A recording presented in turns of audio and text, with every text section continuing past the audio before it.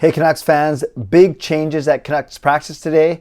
We have a Reunited line, we have a promotion to the top six, all on the heels of a dismal performance last night. Yes, I was there.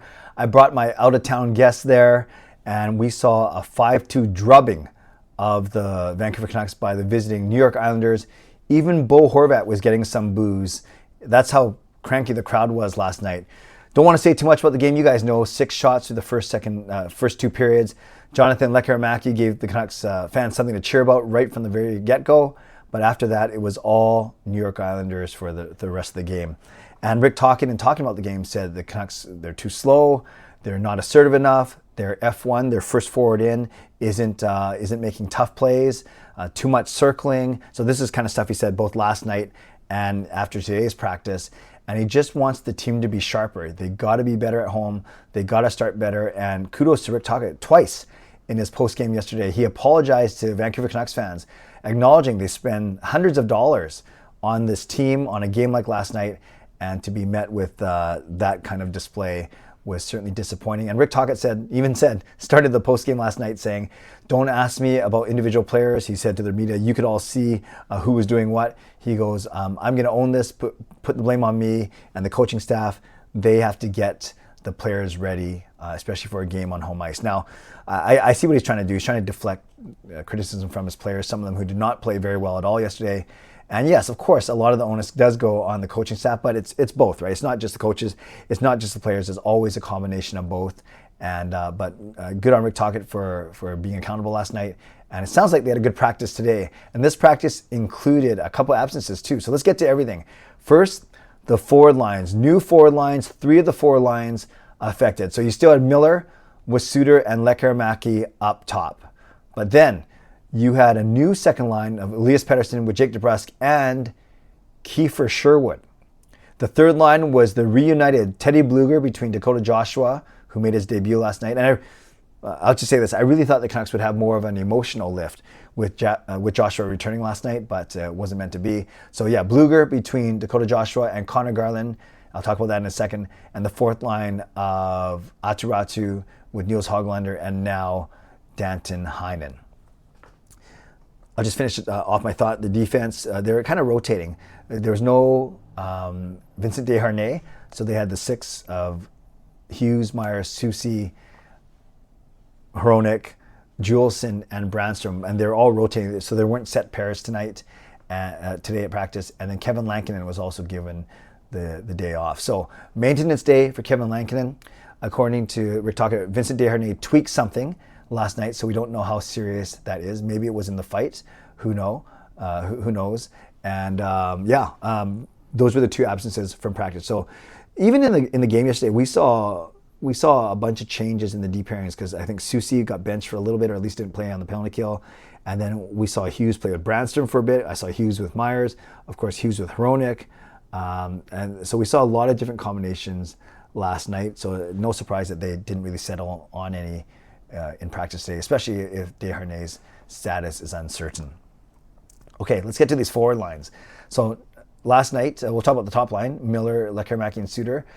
Miller set up Lekkerimäki a couple times, and one of them he connected just 2 minutes in the game, so it was great. I actually saw Lekkerimäki's first AHL goal in Abbotsford, and now I've seen his first NHL goal in Vancouver. And not to, brag or not to sound smarter than I am, but I did predict, even before Lekkerimäki played his first game, people were asking me how long would it be before he scores his first goal, and I said it only take him 2 games, the game against the Islanders, and I was right. So that's pretty cool, but I'd rather be wrong and the Canucks win.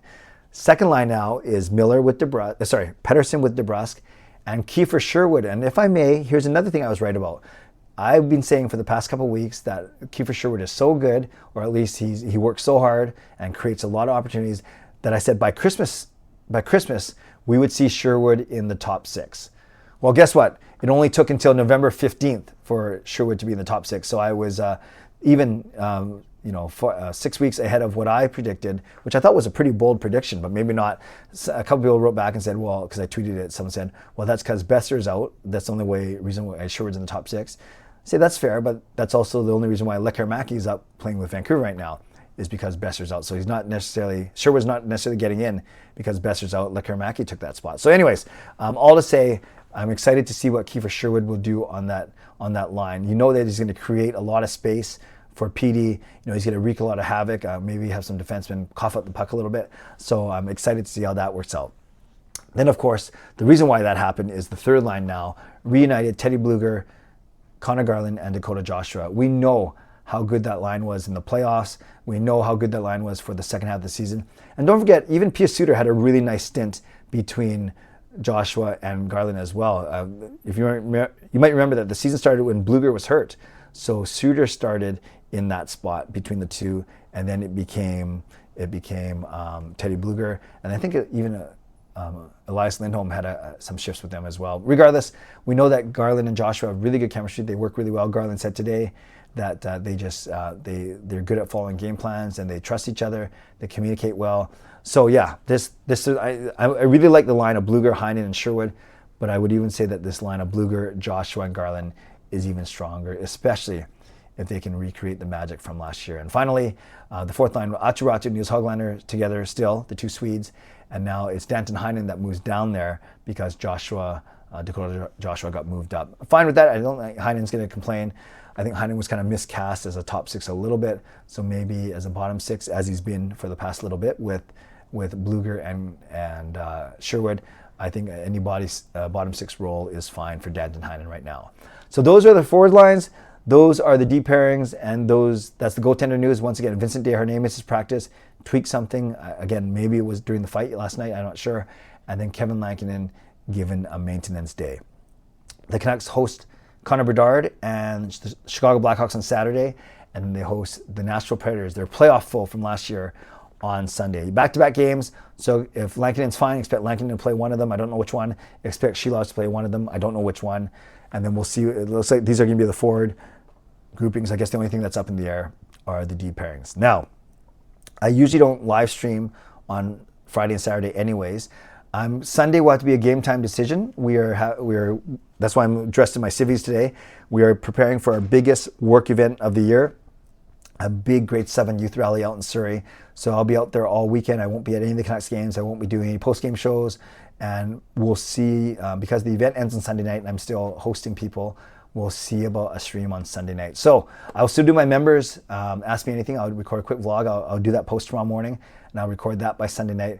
But Sunday night's live stream will have to be a game time decision, but I'll do my best to keep you up to date on my community channel. But Canucks fans, let me know in the comments below, what do you think about these new forward lines, especially the reunion of Blueger, Garland, and Joshua. I would love to know your thoughts in the comments below. Let me know your thoughts about Kiefer Sherwood joining Pettersson and DeBrusk on the second line. How might that work out? And anything else you want to talk about, I promise that I'll do my best to read, react, and reply. Shout out to my sponsors, Van Seed Experts Real Estate, Coach Patrick Liu, Weight Loss Coach.